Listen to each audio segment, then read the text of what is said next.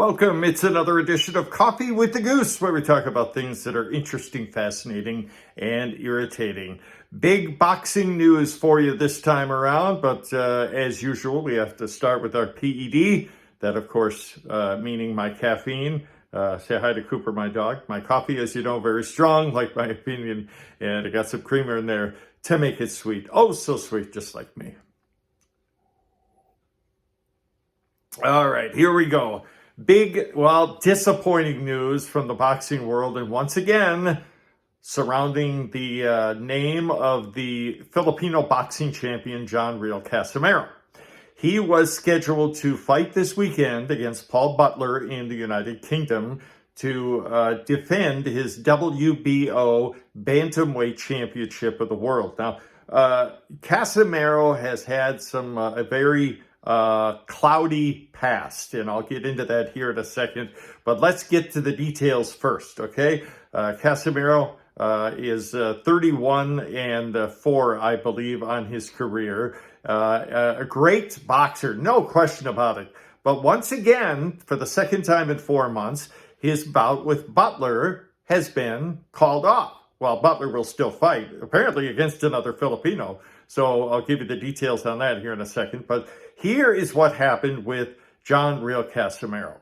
He was overweight, and this happened a short time ago, and he was apparently using a sauna as a last-ditch effort to lose weight and make the weight limit for the bantamweight fight.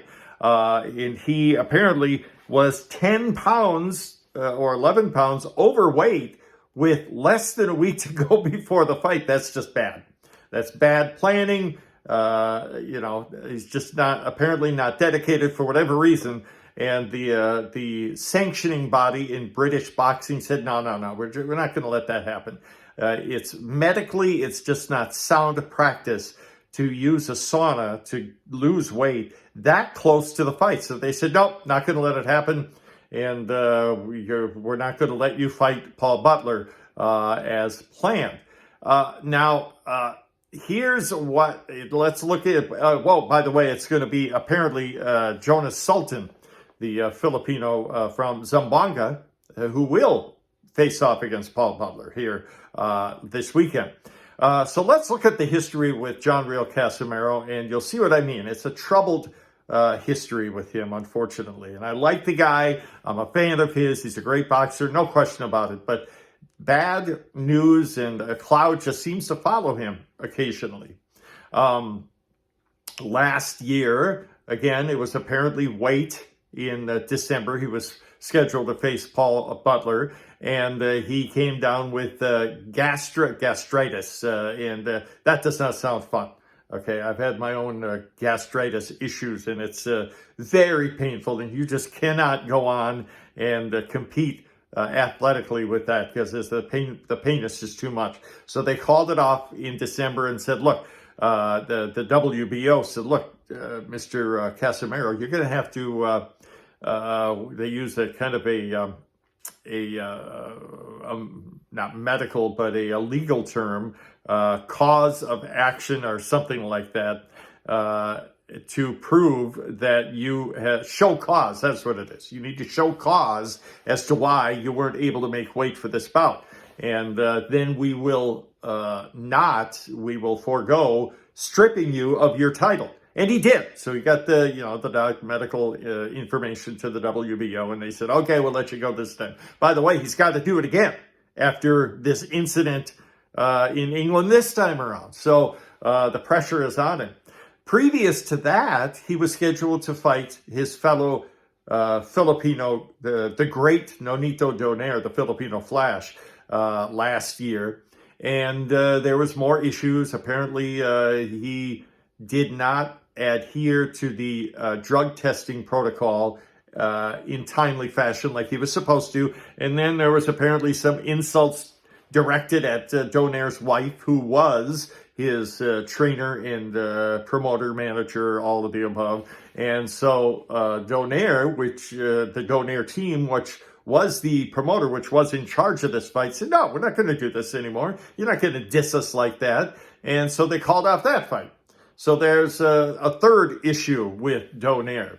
Then you go back to, this is many years ago, but there was a near riot in Argentina after Donaire won a fight there. The crowd wanted to lynch him, for crying out loud, for whatever reason. This probably wasn't his fault, but it's just more, another example of how bad things just seem to happen to this guy. And one more thing, I don't mean to pile on, but I'm just giving you the information here. Last year, I think it was last year, this incident happened, but just recently the charges were filed against Donaire. I'm sorry, check that. Casimero, John Riel Casimero, for, getting a little naughty and putting his hands on a 17-year-old girl in his hotel room. So you see what I mean? It's the pattern is set, and it just continues with Casimero. Now, again, I want to, stress once again, I'm not out to, rip this guy to shreds. I want to see him succeed. I'm a fan of his as a boxer, but I just want to give you the information so you can make up your own minds and make your judgment of him if that's what you want to do. But what is it with him? What is it with John Riel Casimero? There's something in his life that I don't know about that's going on that's causing all of these bad incidents to pop up. There's, something mysterious going on. Something's missing. I don't know what it was. What it is. Is it, for instance, I'll give you, let me give you a list of things that you need to do to be successful as a boxer. And these are musts. You must adhere to these things if you want to be a championship boxer. Okay. Number one, you got to be dedicated. You have to have the God-given gift. You have to be, you have to have discipline in the gym. You have to prepare yourself, not just as a fighter, but for your, the next opponent specifically. Okay. You need to do that. You need to get, so he hasn't done that apparently for the last year or so. You need to, at least give the minimum respect to your promotional team by taking care of these items. He hasn't done that. You need to, not do drugs, or at least adhere to the drug testing protocol in a timely fashion. Didn't do that last year with Donaire. You need to stay out of trouble with the law. And he hasn't done that, apparently, with these charges of him, with inappropriate conduct with that teenage girl. So, I mean, he's failing on all these counts. And I really feel bad for this guy. And I don't know what his issue is. I just wish him all the best. Is it, spiritual life? Maybe that's it.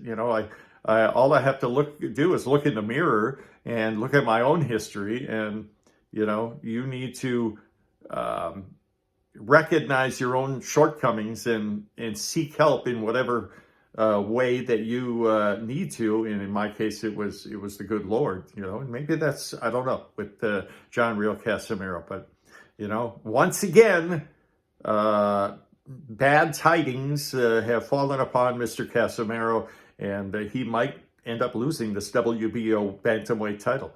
We'll see. He's got to show cause to the governing body and prove that he, he has to show a good excuse as to why he wasn't able to make weight for the Paul Butler fight. So I wish him all the best.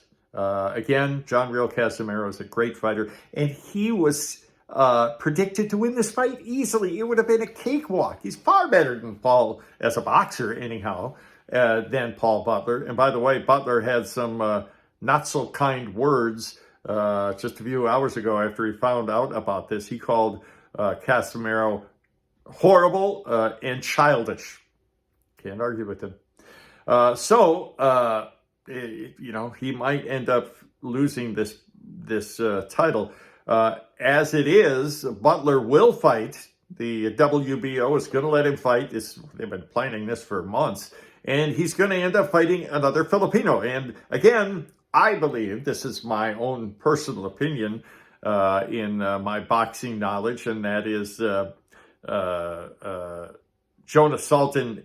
Sultan is going to beat him.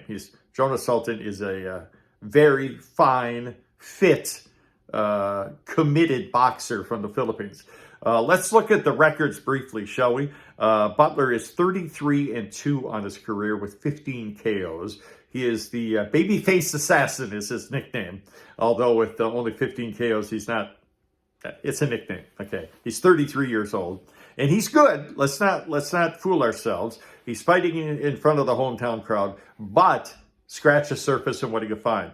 He has not fought really admirable opponents recently. He's fought just the last couple of years 2 opponents with losing records. So he is not at that level that Casimero was at, and maybe even Jonas Sultan. Sultan, by the way, has a record of, I think, 18-5 with 11 KOs. He's won his last 3 fights, and he comes in there looking for action. It's I expect Sultan to win this fight, and it may not go the distance, but it'll be entertaining. Unlike Casimero's last fight, the opponent is not going to run and hide and play peekaboo and you can't hit me. Both these guys, Jonas Sultan and Paul Butler, come to fight.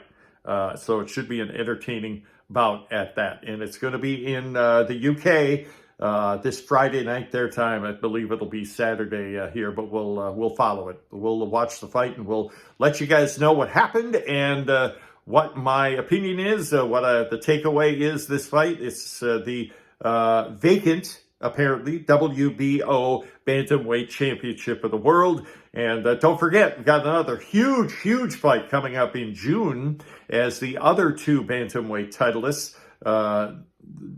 Nonito Donaire and Naoya Inoue of Japan, will do battle in Japan. Round 2 of their war. Last one was, of course, won by Inoue, who was undefeated. But Donaire is a warrior, as you know, an all-time great, future Hall of Famer. We'll cover that one extensively, and hopefully we'll get a interview with Donaire before the fight. So there you have it. Casimero is out, and apparently Jonas Sultan is in. The fight will go on in the UK this weekend as Jonas Sultan will take on Paul Butler for the vacant WBO Bantamweight Championship of the World. That's it for this edition of Coffee with the Goose. Thank you so much for watching. Thanks for following the game. And let me know what you think. I'd love to get your opinion. Let me know what your opinion is on Casimero and his plight. And again, we all wish him the best. And what do you think about this fight between Sultan and Butler? All right, there you go. We'll talk to you guys again soon. Take care.